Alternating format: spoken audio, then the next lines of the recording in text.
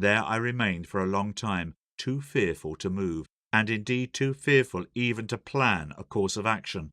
The wild scene about me lay sleeping silently under the sun, and the only sound near me was the thin hum of some small gnats that had discovered me.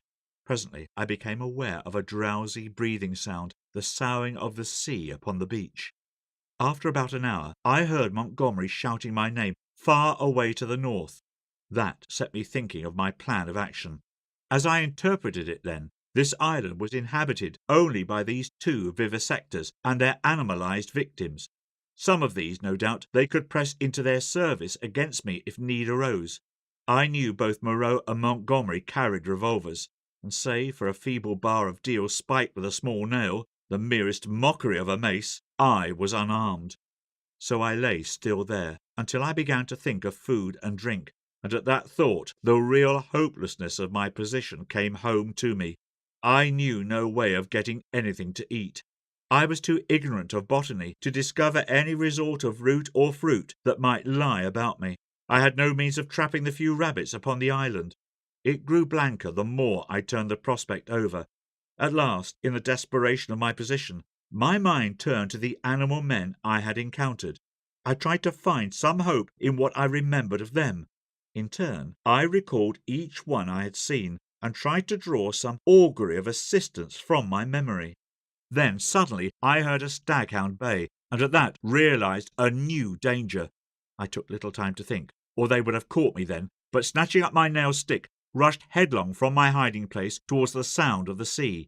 I remember a growth of thorny plants, with spines that stabbed like penknives. I emerged bleeding and, with torn clothes, upon the lip of a long creek opening northward. I went straight into the water without a minute's hesitation, wading up the creek, and presently finding myself knee-deep in a little stream. I scrambled out at last on the westward bank, and with my heart beating loudly in my ears, crept into a tangle of ferns to await the issue. I heard the dog, there was only one, draw nearer, and yelp when it came to the thorns.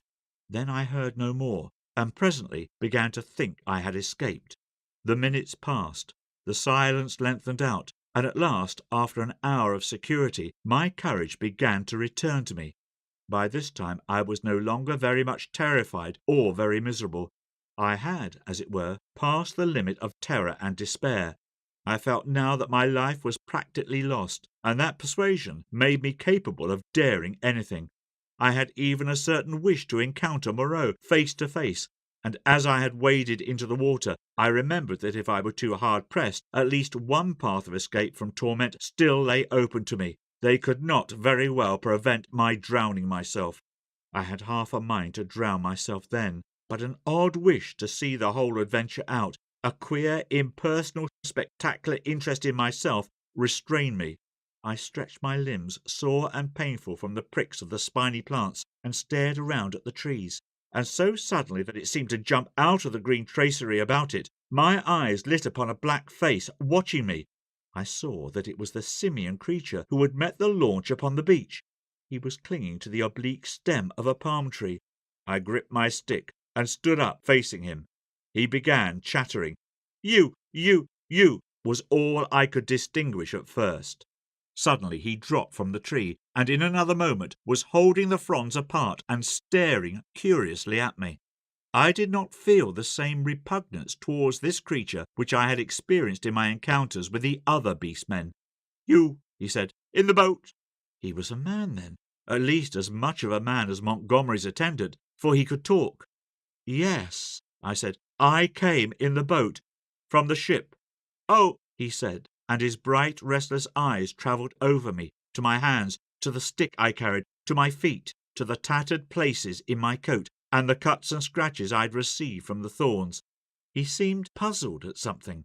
His eyes came back to my hands. He held his own hand out and counted his digits slowly. 1, 2, 3, 4, 5, 8.